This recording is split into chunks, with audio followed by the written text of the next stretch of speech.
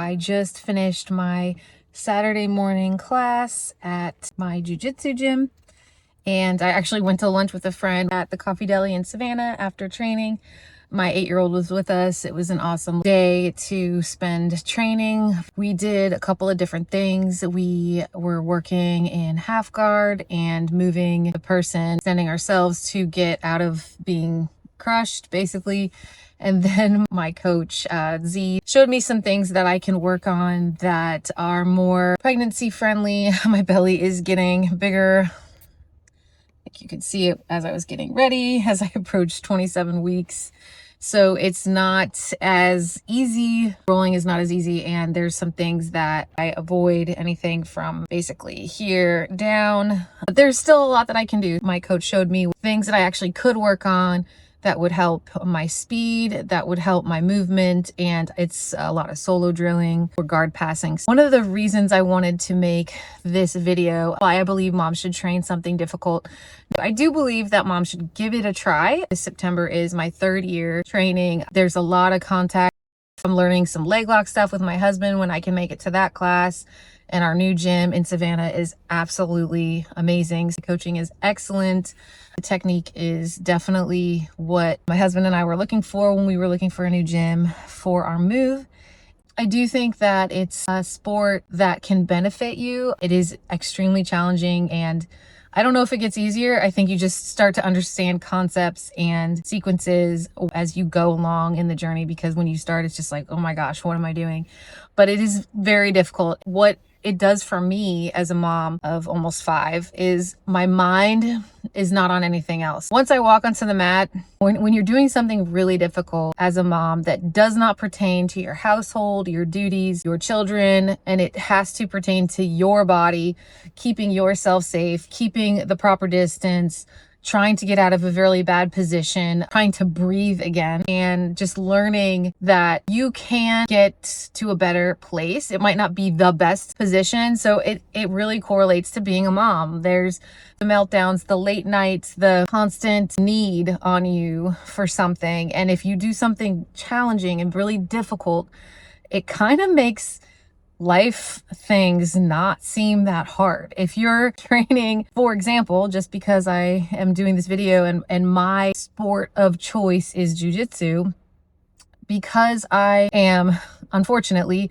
used to being on the bottom and completely crushed, I can't breathe, or a blood choke, it makes things at home not seem so intense in a way. You don't want to hear your kids argue over a toy, or you're rushing to get dinner ready, but it's like, it makes it, I can compare it to the cold, like doing the cold plunge. I've read it somewhere. I can't remember where. It might've been a different podcast or something. You do the cold plunge in the morning, first thing, it's ice cold, 30 something degrees, and you do it for a minute or two, and it's like the hardest thing you've done all day. That's why I think as moms, training wisely for the season that you're in, trying something new. I'm in a new season I'm approaching 27 weeks pregnant. I'm already out of breath just like making this video. Then again, I did just train for over an hour, but I am learning that I don't have to go super intense all the time, train every other day. I want this sport to follow me the rest of my life, and I want to be able to do this with my kids as they get older, as I get older.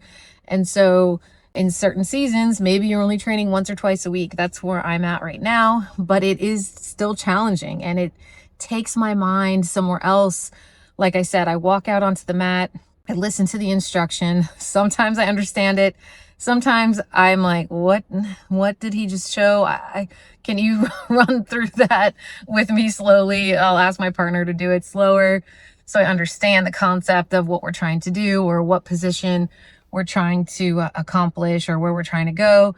And I'm not thinking about what's for dinner, because usually if I am training at night, that's already done. I'm not thinking about how are the kids. No, I know they're safe. They're either with dad or a reliable babysitter. And I know that I can focus on this incredibly hard thing, but it's also really fun. And I enjoy it. It is a combat sport. It is physical contact. So if that's not your thing, I can totally understand why people don't want to do it. So I think maybe a year ago, I'm like, why wouldn't you want to do it? And I was definitely, I was definitely in my newbie phase of being completely obsessed with it. But, as much as I love it now, I think I have a more appreciation and understanding for the people that do train, for the women that do train, but I also understand women who are very hesitant to do it, moms who are like, I don't know if I could do something like that. And I'm just trying to train smarter and I think right now I'm just there 2 hours a week, maybe 3 to 4. It just kind of depends because we started baseball with the kids. So I'm just trying to make it work and not get out of, I guess, jujitsu shape, but keep the movements, keep a lot of the motions. But with this belly, I'm just showing up still, even though that in and of itself is difficult. I think that just training with a purpose also, and knowing like, okay, I'm going to go to class and my goal is I keep getting stuck in this position. How do I overcome that? Or how do I get to the next best place?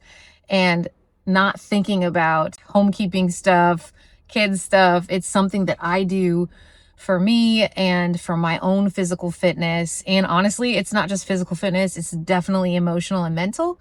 And I think that it can benefit you if you find something that challenges you physically and helps you mentally and takes your mind off of just the things that we should care about and the things that we do love and care about, but also like it gives us a reprieve from those things. And so I hope you find your thing. If you have any more questions about jiu-jitsu in and of itself, I'll do my best to answer them. If I don't know, I will go to someone who has the answers. So until next time, bye.